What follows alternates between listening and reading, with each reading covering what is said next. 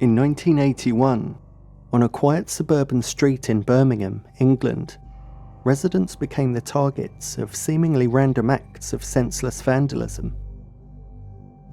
After a few instances, it became clear it was not a group of mischievous youths to blame.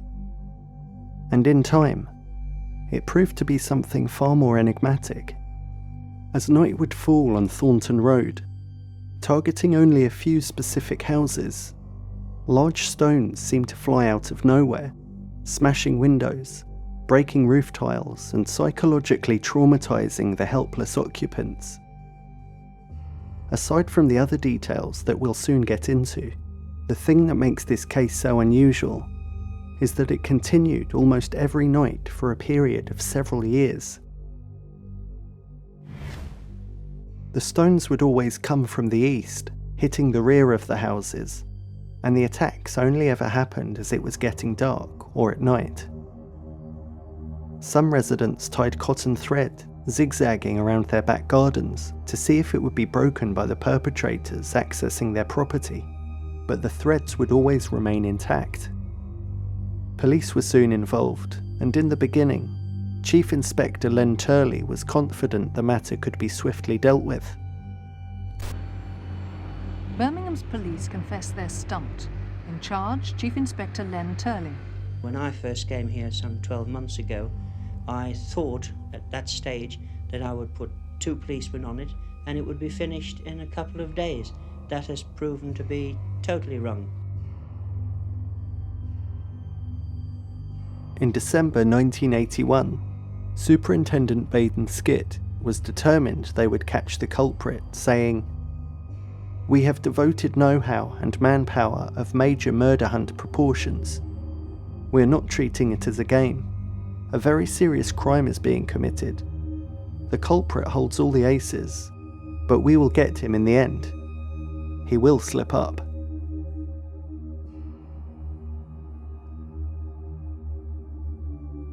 During this time, thousands of pounds worth of destruction was caused to a total of 5 houses on the street, with the middle 3 seeming to take the worst of the damage.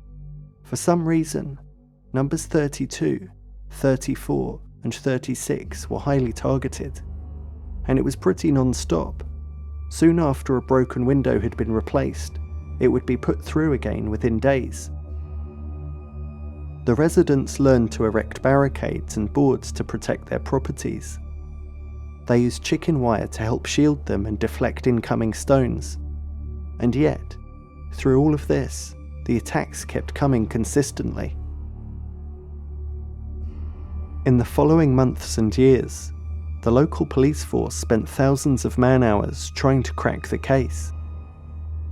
They started out with local inquiries and with officers patrolling the area and standing sentry around the affected properties. They then had officers hiding in different places, laying down, up in trees and on nearby rooftops. Through wind and rain and freezing cold, including camping out during one of the coldest winters from 1981 to 1982. Throughout all of these observations, they would occasionally hear a rock hit the back of a house, or on one of the roofs, but in all that time, they never saw anyone and never gained any further insight into the strange case. I don't really know what's going on down here.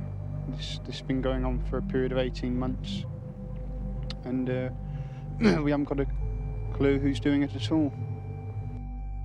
The police employed all the high-tech gadgetry that the early 80s could muster, including night vision, image intensifiers, motion-activated cameras, and infrared cameras, the kind that shows body heat.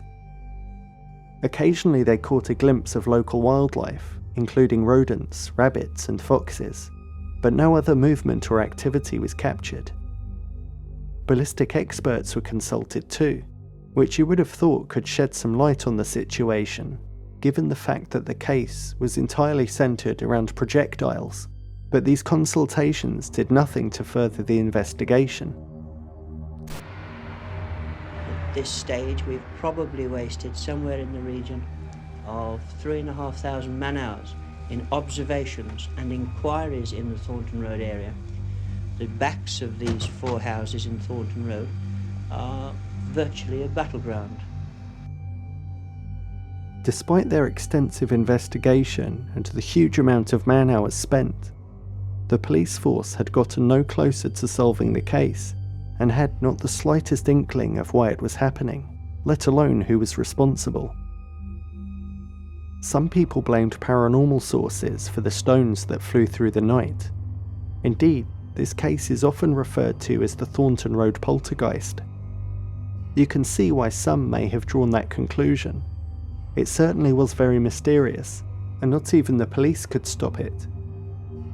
But in this instance, to Mr. V and myself, it seems much more likely that the cause of the destructive rock hurling was a person or people at some distance, using a giant catapult or some other kind of siege weapon, as police began to suspect at the time, and people more recently have suggested.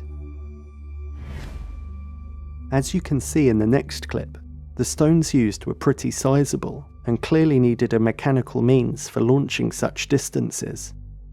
Another giveaway is how the perpetrators had meticulously cleaned the stones, no doubt in an attempt to remove any potential forensic clues. As you can see, it is quite a hefty stone. It's a pebble. It looks as if it's come from a seashore, but it hasn't. The gardens of these houses in this area are all have these pebbles in them. The interesting thing about this and all the others that we've had is everyone appears to have been washed or scrubbed. None of them contain any dirt at all. Of course, aside from the physical damage that was being caused all those years it went on, there was also a psychological toll that it took on the afflicted residents. Imagine for a moment you were living in one of those houses. This was your home. You're trying to get to sleep and rocks keep slamming against your house. For years. It's pretty crazy when you think about it. I can't imagine it would be an easy property to sell under those circumstances, even if you did want to leave. Natalie Holford, a resident at number 32, was 17 at the time when the Thornton Road attacks started. She told the Birmingham Mail in an interview some 30 years later, "It was like being stalked, as if someone was watching us. The police would leave here at 2 a.m, and by the time they had reached the police station, there would be another attack. It always happened when you were falling asleep. I was studying for A-levels at the time, and it took its toll on me. My A-levels were rubbish. It got to the point where you couldn't sleep. You were just waiting for something to happen. There were police everywhere. They even put a camera in one of our rooms. My mum was at her wit's end. It was the lack of sleep." Jeffrey Sidebotham, who lived with his sister and parents at number 36, was convinced the relentless barrage brought about his mother's early death in 1982. At one point early on, a stone had come crashing through the window and landed right next to the old lady's wheelchair. She had been sick with arthritis and emphysema at the time, so she wasn't in the best shape. But Mr. Sidebotham believes that the stress of the situation pushed her over the edge and into an early grave. Understandably, Jeffrey and his sister were still very bitter about the whole ordeal when they were interviewed in 2012. In researching this case, it's not clear whether the attacks slowly petered out or if they just suddenly stopped one day. But whoever was responsible was never caught. Earlier on, I mentioned how the use of siege weaponry was a much more likely explanation than a poltergeist attack, but the old rock launcher theory is not without its flaws. Questions that still lurk in my mind are things like, how would you hide a large mechanical launching device capable of throwing pretty big stones hundreds of yards? And without being seen by police patrolling and investigating the area, or none of the neighbours seeing? Who would have done such a thing? Why would they have done it? And how did they get away with it for so long? As much as I like a good paranormal mystery, this is not one in my mind. But it's still one heck of a head scratcher. What do you make of it?